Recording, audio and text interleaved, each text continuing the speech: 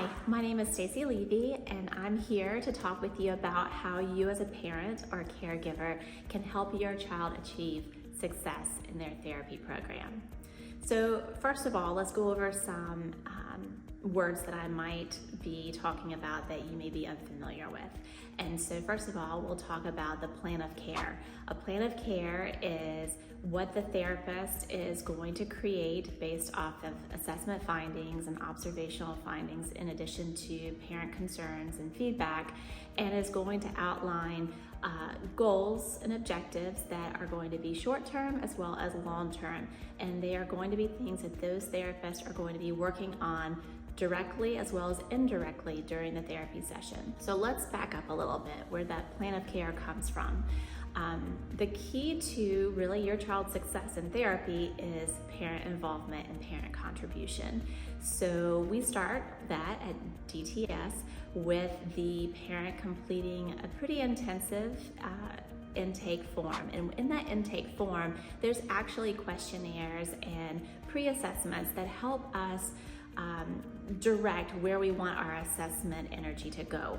And so the parent feedback in those intake papers it's very, very important, and it offers you an opportunity to give us past history as well as your present concerns and your present observations that we may or may not be able to observe in the assessment process. So when the assessment process occurs, your child has come for the evaluation. At that time, we have an idea as a therapist what we want to target based on what your concerns are and what is bringing you in to seek intervention. Throughout that evaluation process, it's not uncommon that the therapist has a different lens and they're able to observe maybe some additional things that we might want to consider in the plan of care. And once the evaluation process is completed, it is that opportunity for the therapist to use professional judgment and weigh the parent concerns and observations that were provided in the intake process as well as what was observed and completed in the evaluation process, and marry those two so that the plan of care is going to provide the intervention platform that the family wants as well as what the clinician sees as the best starting point for ultimate success. In that plan of care, I've mentioned that there are goals and objectives that are short-term and long-term. And in order for us to achieve the successful mastery of those goals, we do require consistent attendance. And so attendance is based off what the therapist is prescribing in that plan of care. And so the plan of care might prescribe a frequency, so the amount of times for you to come a week, maybe it's 1 time a week, maybe it's 2 times a week, maybe 3 or 4 times a week, depending on what the evaluation process reveals, in addition to the parent concerns. I say parent concerns, and I really should step back and say it could also be teacher concerns as well. So sometimes those are one of the same, and we need to recognize that teachers are also a really good resource of information for us in the evaluation process as well. So moving forward, the frequency of intervention is very important for us to know what the prescribed, so what the intended amount of times for the child to be seen in order to achieve those short-term goals in that period of time, traditionally 3 months. And so that's why attendance is so important. If the child is sick, we really want that child to make up the missed session so that we can stay on track for that prescribed plan of care.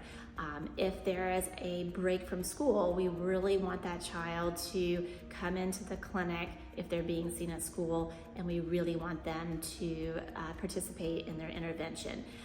It could be the traditional intervention, or it can be the intensive therapy options, which I talk about in a different video. Nevertheless, what we want to do is we want to stay consistent, because that is what is going to help us achieve those outcomes on that plan of care.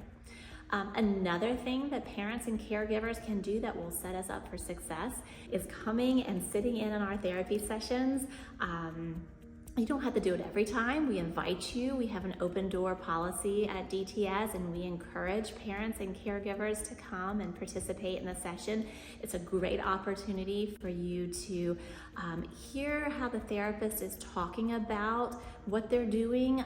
You can see and you can experience how they are prompting or how they are encouraging success toward those goals, and it just provides an opportunity for you to communicate with the therapist and say, well, what about this? And this is what we're seeing at home, and all of the things that might just kind of come up in the moment that maybe you just don't have the opportunity to do elsewhere or on another time. So that is one other way for you to set your child up for success, as well as the fact that the child sees you participate or sees you communicate with a therapist.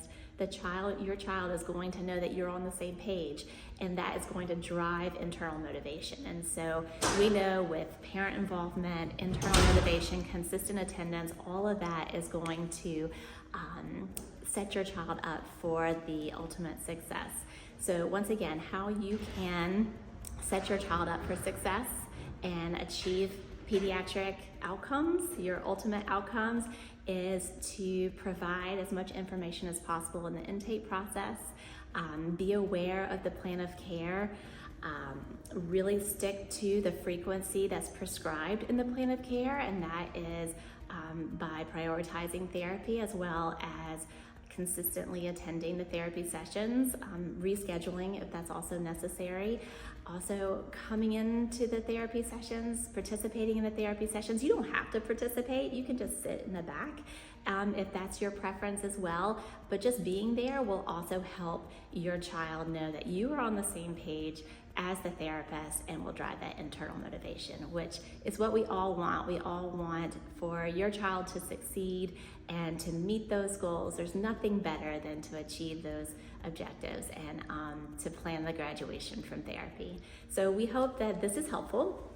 And if you are a DTS family and you have questions about your plan of care, I would encourage you to reach out to your therapy team or therapist. And otherwise, if you are interested in becoming a DTS family, then I would encourage you to go to our website, www.dtsbr.com, and you can fill out a form there, or you can call us directly at 225-767-5032. But what if you're not really sure if intervention is appropriate for your family? Then I would encourage you to also go to our website. On our website, we have a free developmental screener that will help you determine whether or not this is the time for your child to initiate the intervention process, and we can send you that intake paperwork.